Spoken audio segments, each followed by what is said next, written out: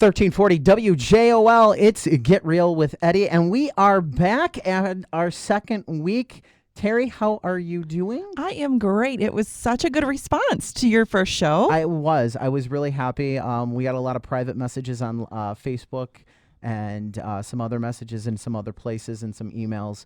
And everybody was really happy with the very first show. And I just hope we can keep doing it more and Adding value. And keep adding value and going from there. Speaking of value, or maybe not value, your birthday's tomorrow. I know. Are you excited? Any big plans yet, or we're pretty low key on the birthday front. Really? But yeah. No birthday month? No, I'm not like Epic Eddie's birthday month. I wish it was, but no. We're pretty low key. It really started with my wife. My wife used to do these mega birthday month and everything, but because the little man's birthday's in October now, also with hers, she has to share. She's toned it down. It's all, she became a mom. It's all about him. It's not about her anymore. Yeah, I hear that. Nope. I just like to do Epic Birthday Month just because it annoys some people. Well, so I'm the 7th tomorrow, and my husband's birthday's the 15th, so I have to share the month with him. So, Oh, well, that's okay. Yeah. It's good to share with your husband. Sometimes, no. Yes. All right, let's get right into it. 4 reasons to buy a home this fall, and some pretty interesting things here. Number 1 reason, of course, prices will continue to rise. CoreLogic latest home price insight report shows home prices will appreciate 3.6% over the last 12 months. The same report predicts prices will continue to increase at a rate of 5.8% next year. Now, that's a lot higher on a lot of the numbers that we've been seeing. Well, those aren't those national numbers as well. Those are national numbers, but every prediction we've seen going up until this point has been about 3 and 3.5 for next year. And now they're starting to say, no, we're going to get a 5.8% increase. Now, as we talked about it on House Talk when we used to be on Thursdays, and yes, once again, your dial's not wrong. It is Wednesday, and Eddie and Terry are here at noon. This is the new time and the new thing for us. We loved House Talk. It was great, but we're expanding and growing. Yes. But we talked about it on the other show. They are all predicting 3.5, and I love 5.8. I don't know about you if that's in your realm. I mean, as a homeowner and someone who has rentals, I think it should be high. I love high appreciation. That's only good for me. But from a logistical, historical standpoint, 3 to 4% is good. 3 to 4%. I see, and I still like the 5 to 6. Moving in, another reason to buy a home this fall, mortgage rate interest are projected to increase next year. Now, we've been hearing this forever. I know, and there's no crystal ball. You don't know. You just don't. And don't get me wrong. I think a lot of things came into play. The issues on China, the world economy slowing down. You're seeing more money going into the bond market, the Fed cutting the rate. All these things have played into the aspect of the rate back down to 4%. And we were supposed to be at 5% how long ago? Yeah, and what I tell anyone that I work with and at the Federal Savings Bank, our motto is, if you find a rate and a payment that works for your family, move forward. It's all about what works for your family and getting into that new house more so than trying to wait for an eighth. Either way, you are paying a mortgage. Well, we've talked about this many times. I own rental property, you own rental property, but I love it when my renters actually call me up and say, we bought a house. We're buying a house. That's awesome. Great. I as a realtor, I want to see them with home ownership. And that is the biggest gain I love to see. I do too, but as a landlord, I also love the people who stay for 10 years. This is true. It's time to move on with your life. And, I think that's the biggest thing for a lot of sellers, people that own and they're not ready to, they think they don't have the equity on the property. The equity is there. They can buy a house now. There are some people out there that still believe that the equity is not there and it's not available. I think it goes back to, again, that philosophy of maybe you're not going to make as much as you thought you would have before the crash, but are you going to be able to meet your goals? Are you going to be able to move on to that next, whatever that next thing is? Do you need more room for your family? Do you need, to downsize? whatever that looks like, whatever that next step is, if it works, move forward. Absolutely. Absolutely. Getting into the local market update for Shanahan, pretty interesting numbers. Shanahan in new listings is up 144.4% in new listings. And we've talked about this in other months. I strongly believe that's due to new construction. Well, it's funny you say that because I went into the MLS because you always bring that up. And Shanahan, when I ran the numbers last week, had 76 active detached houses for sale. They had closed at the time 14 detached, and this is all new construction. On active attached housing, somebody is building duplexes in Shanahan, and there are 17 of them listed active, and 3 of them have closed in the last 6 months. I didn't realize when I looked at this just a bit ago that this was all just new construction. I mean, the fact that there's this many spec homes or homes out there, new construction homes out there, is huge. Yeah, and that's the thing. So there is a lot of new construction. So I think the new listing is getting pushed up on the numbers by new construction. Closed sales in Shanahan, 23.1%. In change in inventory is 22.1%. Those both are numbers that are up. When we're looking at new listings month over month, they are up 100%. You know what? I'm going to just skip the month over month numbers. Yeah, do because the they're going to trailing. be skewed. Yeah. I mean, honestly, the trailing 12 is what we really want to look at. And the trailing 12 is still showing the new construction really making an impact. New listings are up 25% in the last 12 months, 25.7. Under contract is up 11%. Closed sales are up 16.3%. And here is the number that you want to hear if you live in Shanahan. Your median sales price is $259,900, up 4%. The average sales price is $258,714, up 2.5%. So percentage of original list price, they are getting 98.1% of original list. That is up 2.2% in Shanahan. Average market time is 77 days, which is still, for all that new construction, it's a really low market time.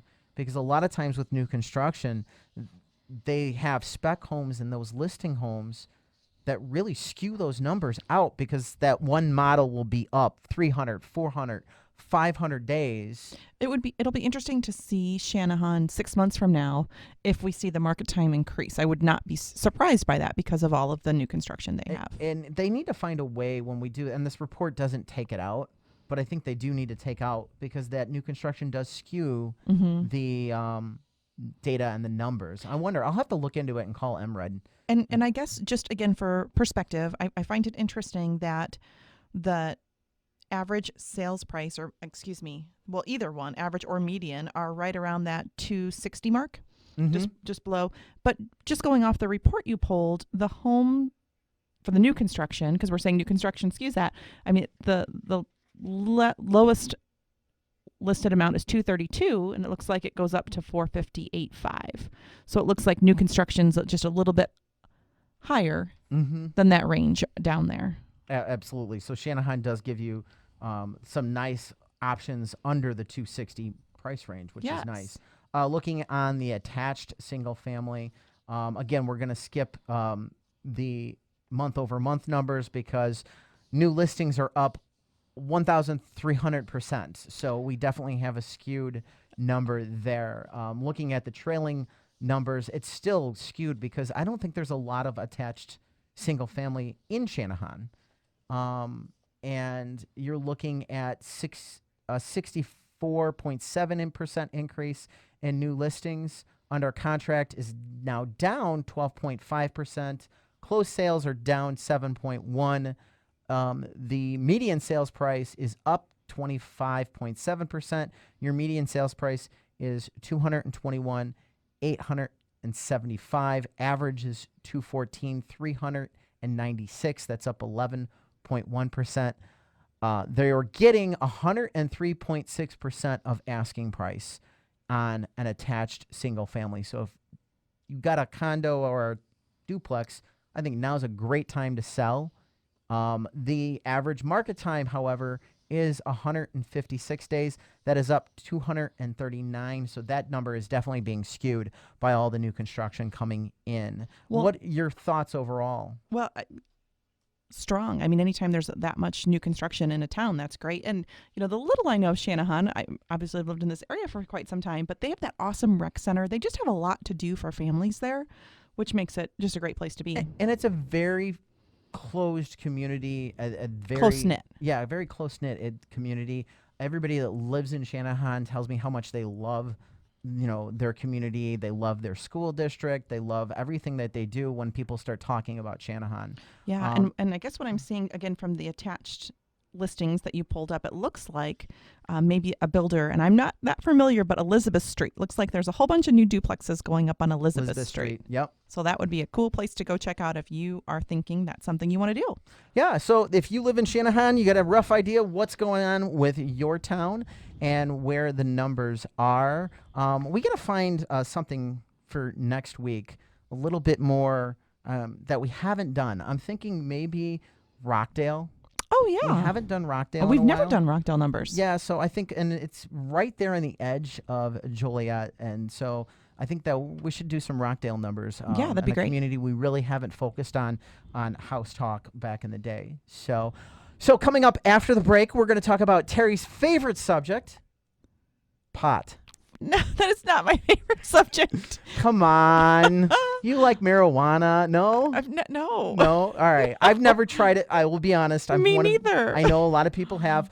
But there is tons of impact on real estate, believe it or not, that's coming in with the new legalization of marijuana. So we will be talking pot and real estate right after the break. Welcome back. It's Eddie Ruettiger of Baird and Warner and the Ruettiger Group at Baird and Warner. And we, of course, have Terry Trotter early with us. We forgot to do your NMLS ID number. Let's do it now. What is your number again? 577179. You say that with confidence. I love that. That's all right. I think you're right. Business card. I've I don't read have it it so memorized. many times you would think I've have it memorized. No, that's it. All right, that's it. So we're talking, as I said, we're going to talk some marijuana and impacts on real estate. And there's just so many things on the real estate level. I mean, one of the first things is we're seeing a lot of communities saying, no, we do not want a distribution center in our town. I know Plainfield's voted against it. And some other communities I have believe said Morris no. did as well. Morris did? You think so? You believe? Well, I shouldn't say that. There was a certain location. I think they might be zoning. Right. I think for they want it in a certain spot. And it's going to be interesting to see as this moves forward, who's going to allow it, who's not going to allow it, and what's going to be going on. There's been a lot of different things pertaining to how the act is going to be in play. So the first thing is, as of January 1st, anyone over the age of 21 is allowed to purchase or possess 30 grams, 5 grams of cannabis flower, 5 grams of cannabis concentrate, no more than 500 milligrams of THC in cannabis-infused products. The first thing is, you think landlords. How is this? You've got landlords that have no smoking policies. Yes, I do. I do have a no smoking policy. So that's the first impact on real estate. Is landlords going to still in effect? Now, keep in mind, folks, we have a no smoking policy on our properties. And that doesn't mean you can't smoke. That just means you can't smoke in the building. Right. That we ask them to please go outside because, when we have smoking, I've showed houses where there's smokers, and I don't know if you've ever looked at a property when there's a smoker. You walk in and I get hit with it right off the bat. Yeah, there's damage. And we've had people that have opted to not do that. Even though their lease says that they won't smoke in the house, they've opted to just go ahead and do that. But then they have to pay for carpet cleaning and repainting. Duct cleaning, I'm assuming also. Yeah. Yeah. Yeah, because it's just, that's part of it. So the other aspect is the city have to figure out how they're going to handle this from a zoning aspect. And I know law enforcement is looking at it from a DUI aspect. I mean, there's just such a big thing. I think we're going to be talking about this in weeks to come as we get closer and even after January. Well, but explain to me, how is this going to be impacting the real estate market? So one of the things that it's going to be the biggest impact on real estate market, it's going to be more for the realtor that's working with an entity that wants to open up one of these distribution centers, or more importantly, has a distribution center already and they're looking to expand. So you're more the commercial side. Yes, because we still have, now they've made some banking regulations and changes, but they're still having issues on the banking side of where those funds come from. Technically, it's still illegal at the federal level, and that's the problem. You have a disconnect between what the federal laws say and what the state laws say. So that is the aspect on the real estate side is, okay, you're signing a lease. I'm a landlord that's renting out a commercial space, but now I'm getting paid through an activity that is still technically legal on a federal level. And we don't know the impact of this. It's still going to be very intriguing. And this article was written in the Illinois Realtor magazine, discussing it and going back and forth on a lot of different topics and a lot of different issues. Well, and I did like this one portion because, my experience has been that when, it can't be near schools, it can't be near places where children would be close by. And there was some uproar when they were trying to go into the specific area I'm thinking about. But there's a quote in here that says more than 3/4 of members in states where marijuana is legal had not seen a change in their residential property values near dispensaries. 47% said there was an available residential inventory despite all cash purchases in the marijuana industry. Only 1% said the industry had caused tightening to the housing inventory. So I found that interesting. It didn't seem to impact their property values. It didn't seem to impact inventory. It kind of was like same old, and those places that have already had this, which I found interesting. And, I think it's going to be, again, it's more of an impact to the property owner, because one of the surveys said 36% of property managers have no issue leasing the property after marijuana use on the property. But 18% said that the smell of marijuana is difficult to remove, because here's the thing, they might not be smoking in property, but you may have some people trying to grow now in property. And I'm not an expert in this area. I mean, there's obviously nothing on the real estate property disclosure. There is something on there about methamphetamine. If meth was manufactured on the property. So it'll be interesting to see if that gets changed. It will be very interesting to see if that gets changed. And we just talked about leasing. There was another quote in here. Again, this is an article that is sourcing people that have already been there, done that. And it says about 1/3 of the residential property managers had seen addendums added to the lease to restrict growing and smoking on properties. So I think that's interesting for landlords out there. I know I'll be looking at that for the new leases for the new year. It'll be interesting to see also, because there's got to be a group, and I think it's society. It's become more accepted now, out there. We all have, I think, let's be honest, I think everybody knows somebody that smokes, whether they're a friend or not. They've been smoking marijuana for a while. I'll be the first one to say it.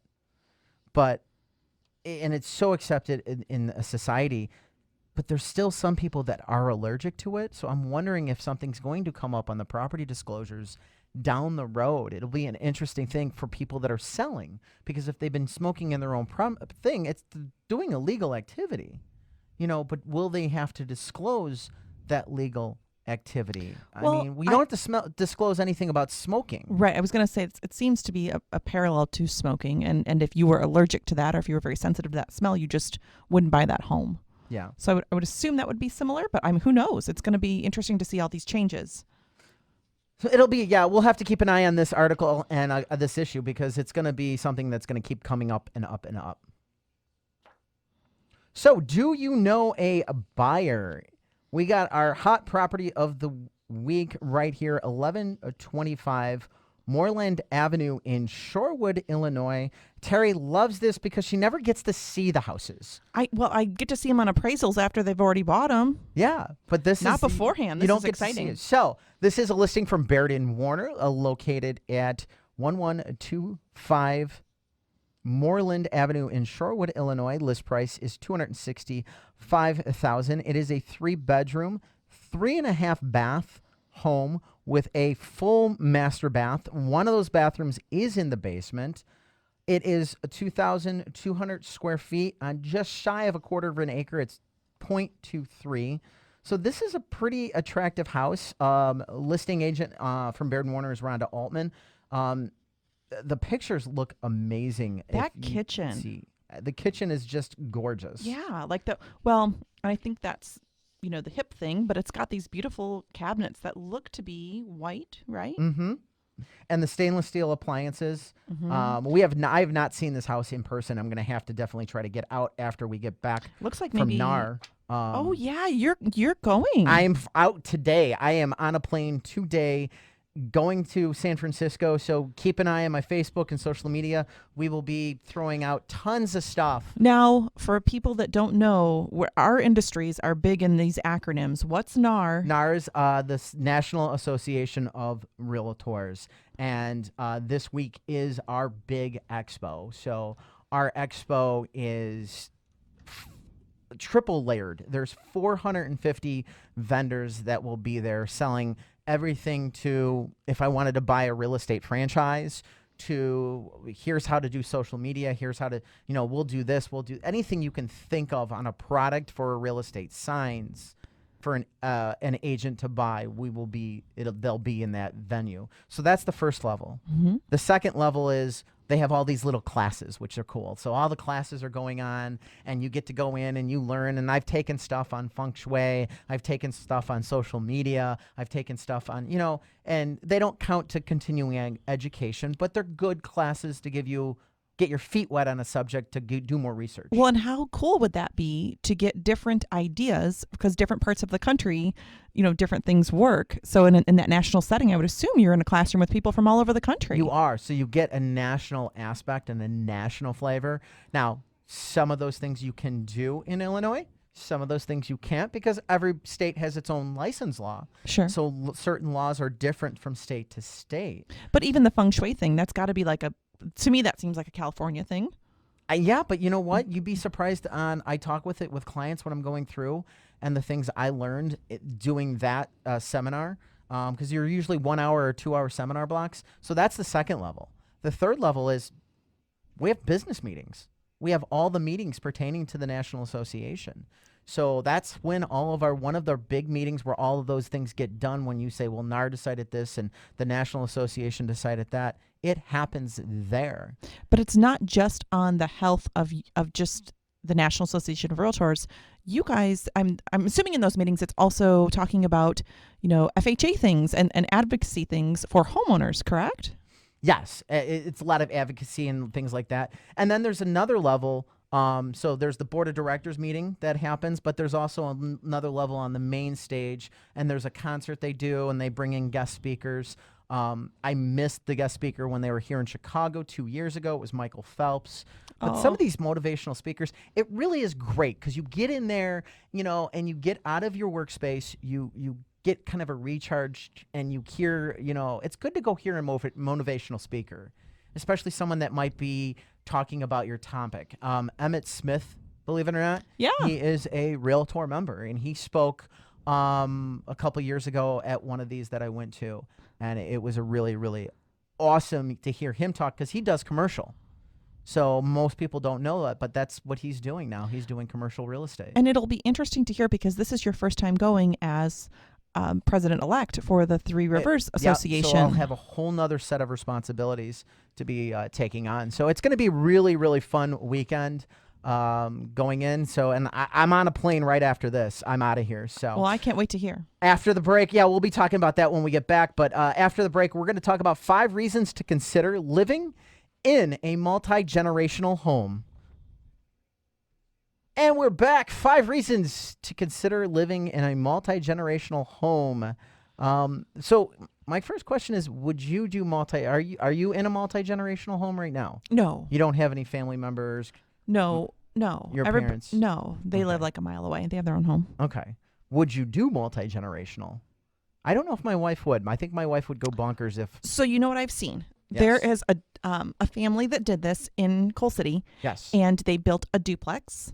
So they had doors that connected Yes. to the homes, but you could lock them, but each had their complete own units, own everything, but they were connected right there. That would be my style. And my managing broker, Steve Engel, he talks about doing that, about maybe building a duplex with the door in between. I always say, okay, first off, why would you do that? Because it kind of hurts the firewall, I think. I know they're fireproof doors and all that other stuff, but I still think there is a chance. I don't know. I'm not the expert in that area, but in my mind it would be, I guess. But more importantly, I'm looking at the resale because you're going to sell these. You're not going to sell They did sell them. to another multifamily home. Nope, they were completely separate, but you can lock both doors. Well, you can lock both doors, but I would still not want the door there. No, it was fine. I would think you would build really the no issues, no nothing because okay. All No. right, well, But that's how I would do it. Actually, I know there were, I want to say 3 different families that did that. Yep.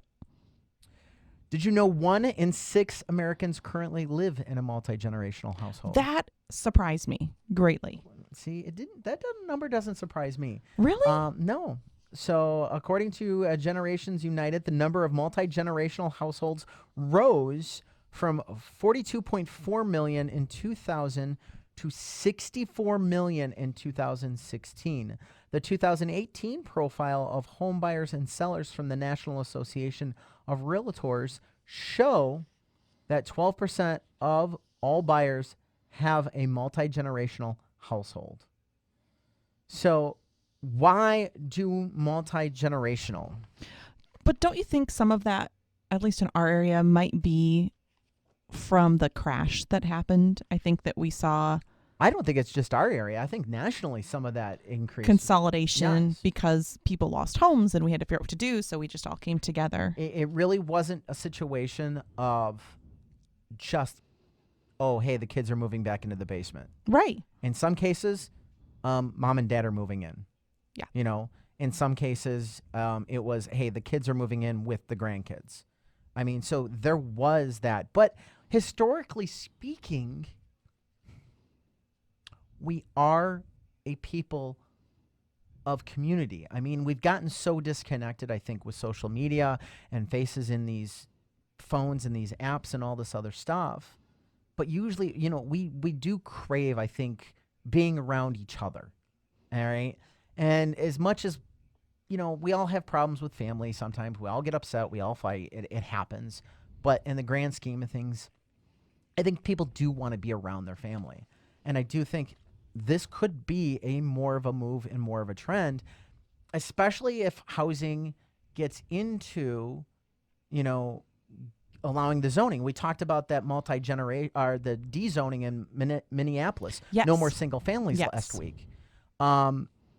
This could be a thing for in zoning. Now, the single family zoning does allow in most municipalities the multi-generational. You don't need special zoning. Yeah. But you are starting to see some changes where you might have the in-law quarters, like a shed, not the she shed, but I've seen stuff where people are turning the sheds Wow. into a small apartment, and that gets into some zoning issues and questions, where, okay, they want to be there and they want to help, but it's a question pertaining to timing, and it's a question pertaining to having your own space. I think that's the thing. Like you said, the 2 doors. Right. They still want to be together, but they also want their own space, especially, I think, when you're talking grandparents versus the grandkids. Right. Well, there's just different dynamics and different flows. So I think that's important. But I think what's more important, if you're not going to be moving in with your family, I think just finding those multi-generational experiences, whether it's church or whatever that looks like. I think when there's subdivisions, because you moved into a subdivision that's diverse and that had different age groups. We did. Yeah, we are. We're But very diverse. There are some subdivisions that might be newer that seem to be all of the same age of people. So first reason they give sharing expenses, which is kind of nice, actually.